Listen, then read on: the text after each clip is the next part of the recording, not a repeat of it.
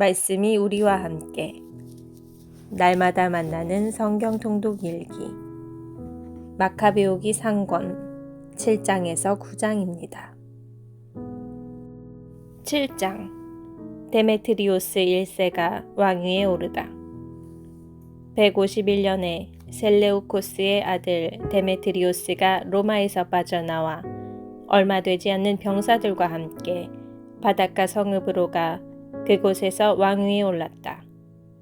그가 자기 조상들의 왕궁으로 들어갈 때 군사들이 안티오코스와 리시아스를 잡아 그에게 데려가려고 하였다. 그러나 그가 이 사실을 알고 나에게 그들의 얼굴을 보이지 마라 하고 말하자 군사들이 그들을 죽여버렸다. 그리하여 데메트리오스가 왕좌에 앉게 되었다.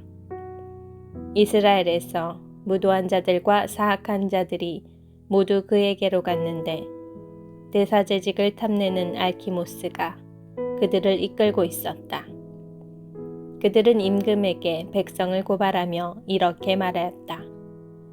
유다와 그의 형제들은 임금님의 벗들을 모두 죽이고 저희를 고향 땅에서 쫓아내어 흩어버렸습니다. 그러니 이제 임금님께서 신임하시는 사람을 하나 보내시어 그가 가서 유다가 저희와 임금님의 영토에 끼친 모든 파괴의 참상을 보고 그들과 그 동조자들을 모두 벌하게 해주십시오. 바키데스가 유다를 공격하다. 임금은 자기의 벗들 가운데에서 바키데스를 뽑았는데 그는 유프라테스 강서쪽 지방의 총독으로서 나라의 큰 인물이며 임금에게 충실한 사람이었다. 임금은 자기가 대사제로 세운 사악한 알키모스와 함께 그를 보내면서 이스라엘 자손들에게 보복하라고 명령하였다. 그들은 대군을 거느리고 떠나 유다 땅으로 들어왔다. 바키데스는 유다와 그의 형제들에게 전령들을 보내어 거짓으로 평화의 말을 전하였다. 그러나 유다인들은 그들이 대군을 거느리고 온 것을 보고 그들의 말에 귀를 기울이지 않았다. 그런데 한 무리의 율법학자들이 알키모스와 바키데스에게 모여가서 모든 것을 올바르게 처리해달라고 요청하였다.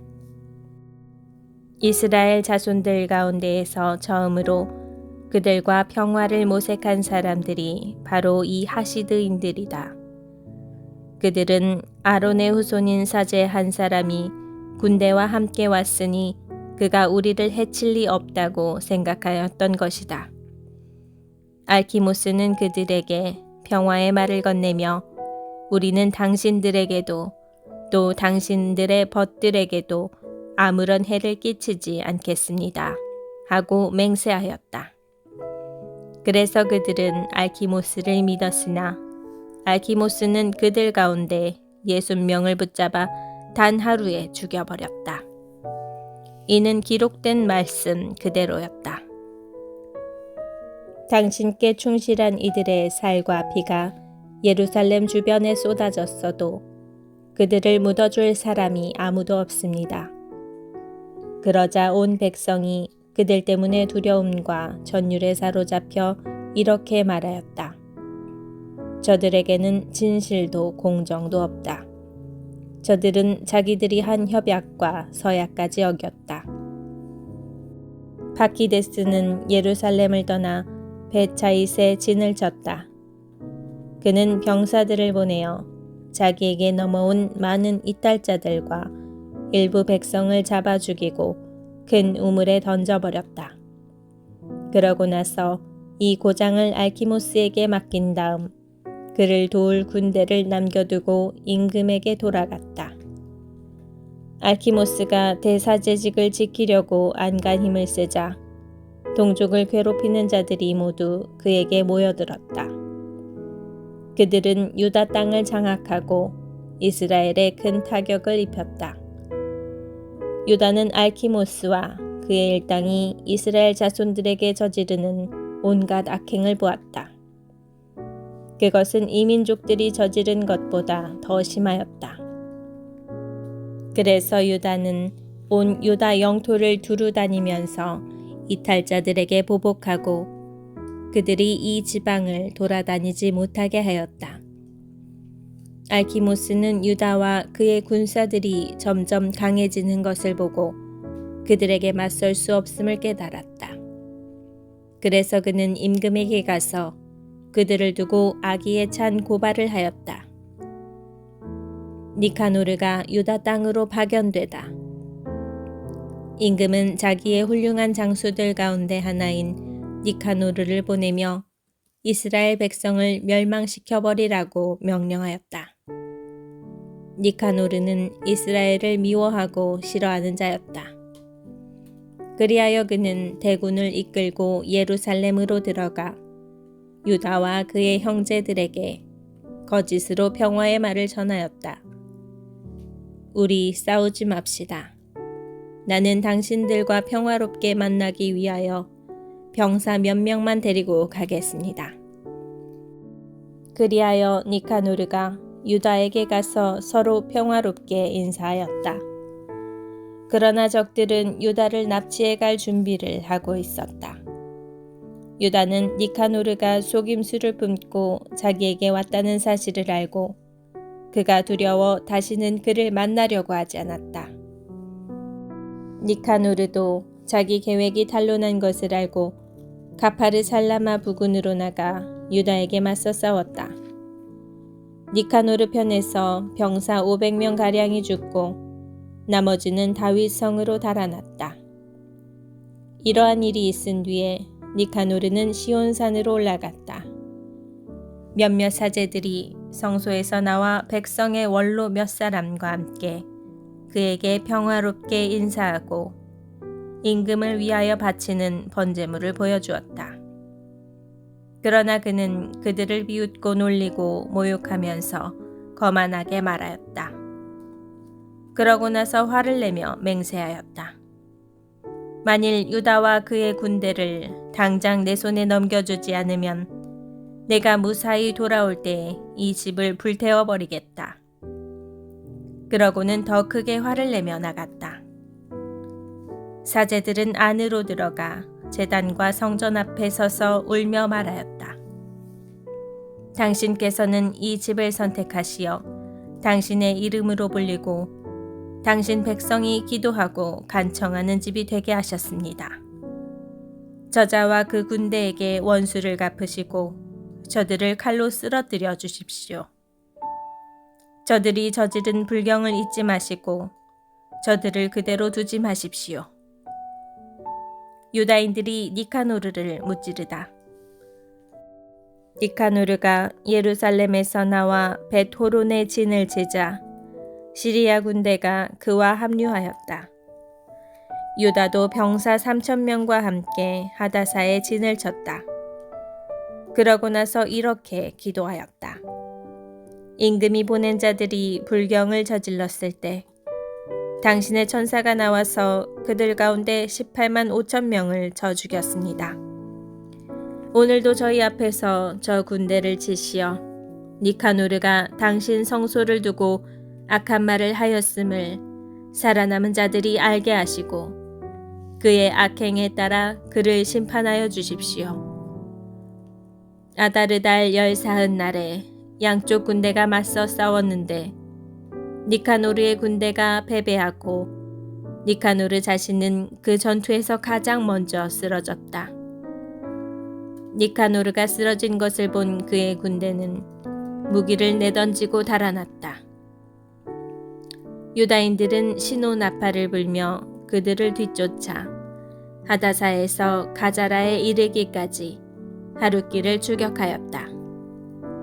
게다가 주변의 모든 유다 마을에서 사람들이 나와 그들을 막았으므로 그들은 다시 유다의 군대 쪽으로 돌아설 수밖에 없었다. 그래서 그들은 모두 칼에 맞아 쓰러져 아무도 살아남지 못하였다. 유다의 군대는 전리품과 노획물을 거둔 다음 니카노르의 머리와 거만하게 내졌던 그의 오른손을 잘라가지고 돌아와서 예루살렘 성 밖에 걸어놓았다. 백성은 몹시 기뻐하며 그날을 큰 기쁨의 날로 경축하였다. 그리고 해마다 아다르 달 14날을 경축일로 지내기로 결정하였다. 유다 땅은 한동안 평온하였다. 8장 로마인들에 관한 찬사. 유다는 로마인들의 명성을 들었다.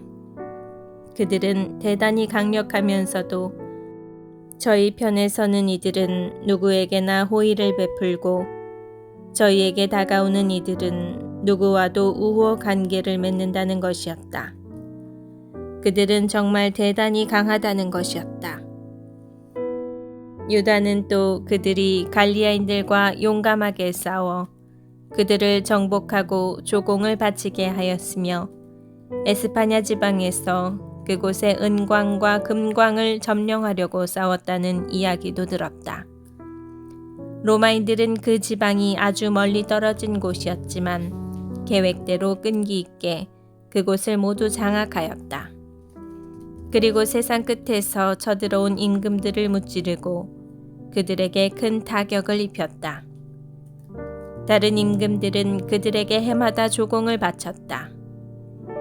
그들은 또 기팀 임금 필리포스와 페르세우스를 비롯하여 자기들에게 반항하는 자들과 싸워서 그들을 무너뜨리고 정복하였다. 그리고 코끼리 120마리와 기병대와 병거대와 막강한 군대를 이끌고 그들과 싸우러 온 아시아 임금 데안티오코스도 쳐부수었다. 그들은 안티오코스를 사로잡아 그와 그의 뒤를 잇는 임금들이 많은 조공과 인지를 바치게 하였다. 그뿐 아니라 인도, 메디아, 리디아 등 가장 좋은 지방을 안티오코스에게서 빼앗아 에우메네스 임금에게 주었다. 이렇게 되자 그리스인들이 가서 그들을 멸망시키려고 작정하였는데 로마인들이 그 일을 알고 장수 하나를 그곳에 보내어 그리스인들과 싸우게 하였다. 많은 그리스인들이 부상을 입고 쓰러졌으며 그들의 아내와 자식들은 포로로 잡혀갔다. 로마인들은 그들을 약탈하고 그 땅을 정복하여 요새들을 부수어 버렸다. 그리고 오늘날까지 그들을 노예로 부리고 있다. 로마인들은 자기들에게 대항하는 그 밖의 나라와 섬들도 모두 멸망시키고 그 주민들을 노예로 만들었다.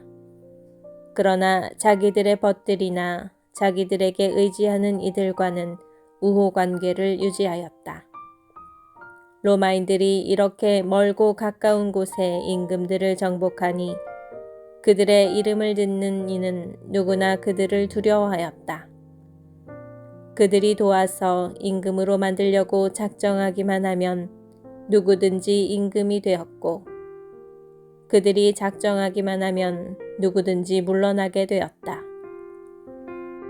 이렇듯 그들의 위세가 드높았다. 그럼에도 로마인들은 아무도 왕관을 쓰지 않고 위엄있게 보이려고 자주색천을 두르지 않았다. 그들은 원로원을 세워 320명의 의원들이 날마다 백성의 문제를 끊임없이 논의하여 잘 다스리게 하였다. 또 해마다 한 사람을 뽑아 백성을 다스리고 온 나라를 통치하게 하였다. 백성은 모두 그 한 사람의 말을 잘 듣고 그들 가운데에는 시기나 질투가 없었다. 유다인들이 로마와 우호 동맹을 맺다. 유다는 아코치의 손자이며 요한의 아들인 에우폴레모스와 엘아자르의 아들 야손을 뽑아 로마로 보내어 우호 동맹을 맺게 하였다.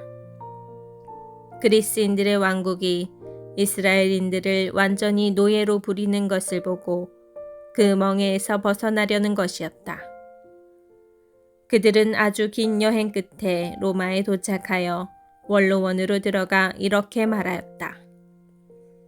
우리는 마카베오라고 하는 유다와 그의 형제들과 유다 땅의 백성이 보내서 여러분에게 왔습니다. 여러분과 평화 동맹을 맺어 우리가 여러분의 우호 동맹국으로 등록되게 해주십사는 것입니다. 이 제안이 그들의 마음에 들었다. 그들은 청동 탁자에서 편지를 쓴 다음 예루살렘으로 보내어 평화 동맹의 기념으로 그곳에 보관하게 하였는데 이것이 그 사본이다. 로마인과 유다 민족이 바다와 육지에서 영원히 번영하고 이 두 민족에게는 전쟁이나 외침이 없기를 바란다. 로마나 로마인들이 지배하는 동맹국 가운데 어느 나라에서든 먼저 전쟁이 일어날 경우 유다 민족은 제때에 마음을 다하여 잠전해야 하고 로마의 결정에 따라 적에게 곡식과 무기와 돈과 선박을 제공하거나 보급해서는 안 된다. 유다 민족은 대가 없이 이 규정을 지켜야 한다. 마찬가지로 유다 민족에게 먼저 전쟁이 일어날 경우 로마인들은 제때에 기꺼이 참전해야 하며 로마의 결정에 따라 적군에게 곡식과 무기와 돈과 선박을 제공해서는 안 된다. 로마인들은 이 규정을 거짓 없이 지켜야 한다. 이러한 내용으로 로마인들은 유다 백성과 조약을 맺는다. 앞으로 여기에 무엇을 첨가하거나 삭제하려고 할 때에는 양쪽의 합의에 따라 해야 하며 그 경우 첨가나 삭제가 효력을 갖는다. 우리 로마인들은 데메트리오스 임금이 유다인들에게 저지른 악행에 관하여 그에게 이러한 편지를 썼다. 어찌하여 그대는 우리의 벗이며 우리와 동맹을 맺은 유다인들에게 멍에를 씌워 무겁게 하였소. 그들이 또다시 그대를 고발하며 탄원해오면 우리는 그들의 권리를 보호하고 바다에서든 육지에서든 그대와 싸울 것이요. 9장 유다 마카베우가 베렛에서 전사하다. 데메트리오스는 니카노르와 그의 군사들이 전장에서 쓰러졌다는 보고를 받고 우익군과 더불어 바키데스와 알키모스를 다시 유다 땅으로 보냈다.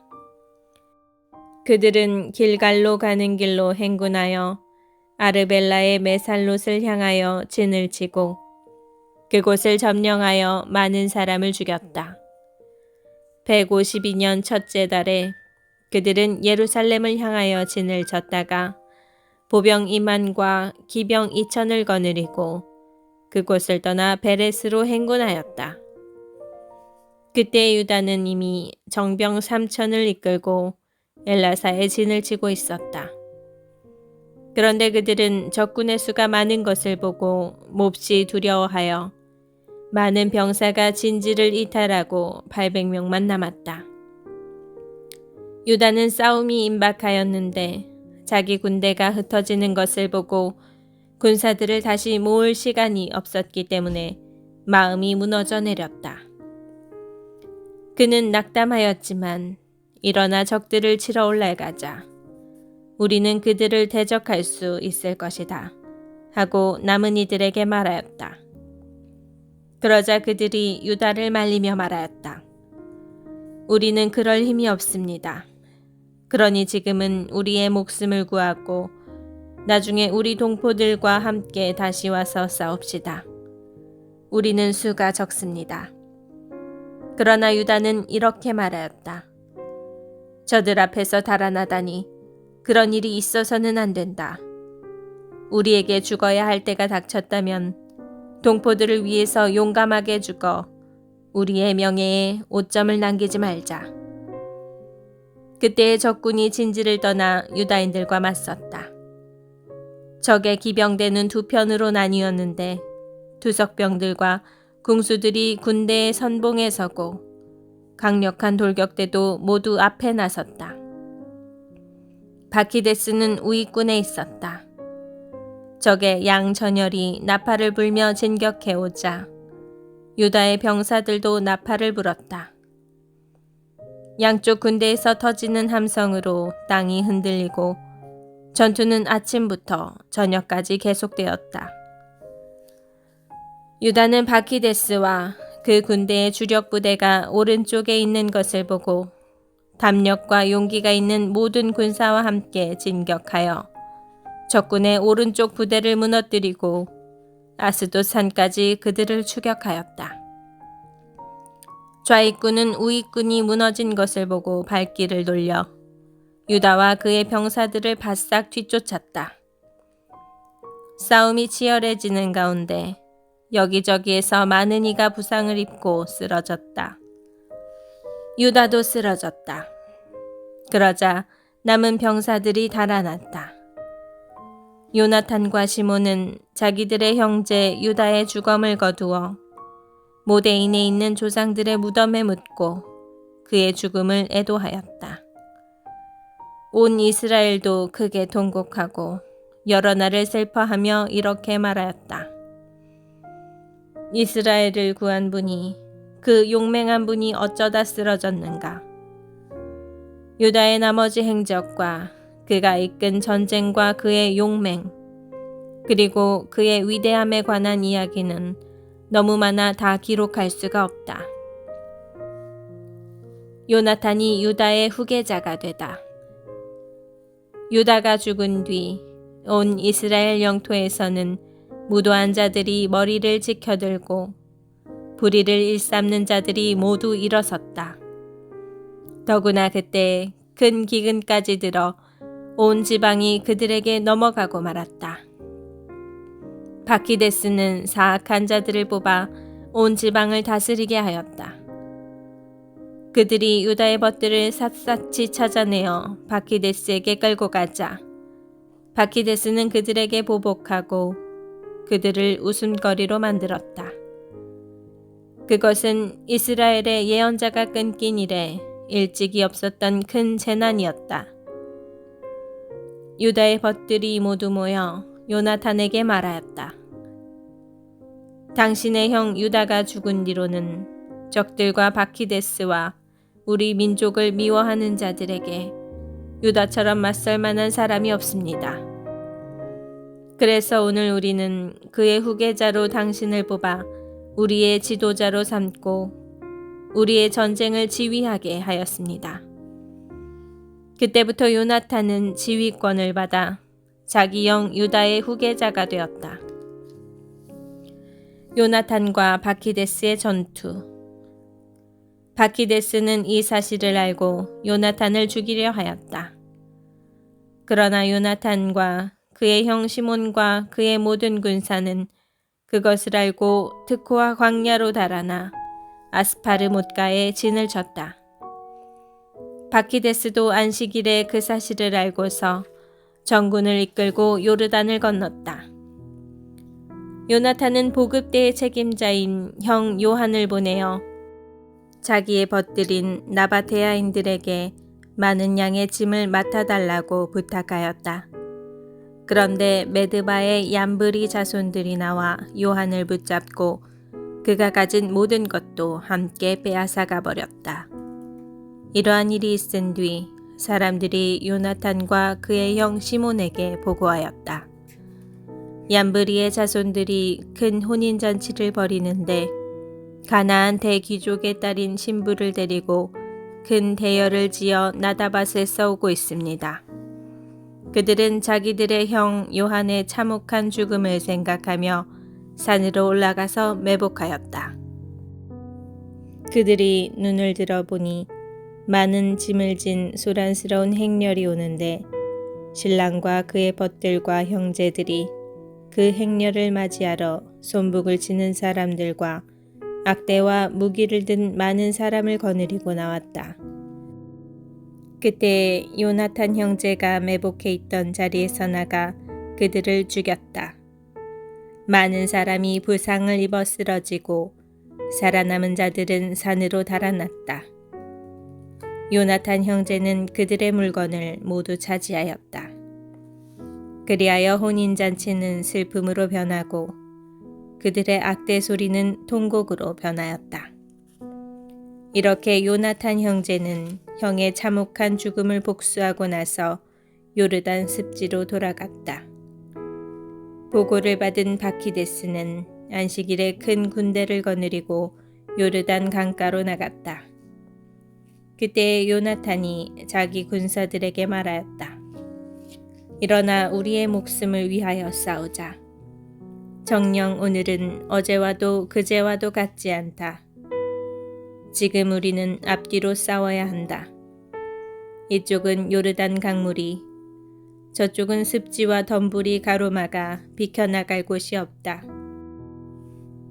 그러니 이제 하늘을 향해 소리쳐 적들의 손에서 구해달라고 하여라. 싸움이 시작되자 요나탄은 바키데스를 치려고 손을 뻗었다. 그러나 바키데스는 그를 피하여 뒤로 물러섰다. 요나탄과 그의 군사들은 요르단강에 뛰어들어 건너편으로 헤엄쳐 갔다. 그러나 적군은 그들을 뒤따라 요르단을 건너지 않았다. 그날에 바키데스 쪽에서 1000명가량이 쓰러졌다.